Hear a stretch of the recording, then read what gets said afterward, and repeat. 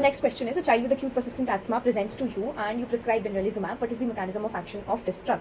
So different options दिए गए हैं और ये सिंपल एक फैक्ट बेस्ड क्वेश्चन है जो अगर आपने पढ़ा है तो आपको याद होगा. And it is more of a pharmacology question, but acute persistent asthma is commonly dealt with in pediatrics, so we are discussing this question here. So benralizumab का mechanism of action has been asked. ये क्या है? So anti-IL-5 receptor is the mechanism of action of benralizumab. Anti-IgE कौन सा होता है? हमें पता है कि हमारा जो omalizumab है वो एंटी आईजीई है. एंटी IL-1 कौन सा है? हमें ये याद है दैट इट इज एनाकिंड्रा. सो इसको हम कैसे याद रख सकते हैं कि एंटी IL-1 यानी कि फन हमारे अल्फाबेट्स का फर्स्ट लेटर इज ए, तो ये स्टार्ट होता है with A, that is anakinra. ठीक है. Then you have anti IL-5 receptor which is your benralizumab, and anti IL-4 this is your dupilumab. तो मैं ऐसे याद रखती हूँ कि डी इसका मतलब हो गया 2 और 2 का डबल कर देंगे तो 4 हो जाएगा. तो dupilumab is anti IL-4. So this is how you can remember this. ये एक सेलिसा निमोनिक है.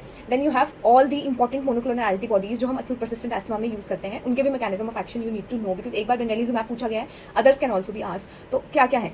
omalizumab which is anti IgE जो हमने अभी डिस्कस किया, ये 6 years के ऊपर ही अप्रूव्ड है.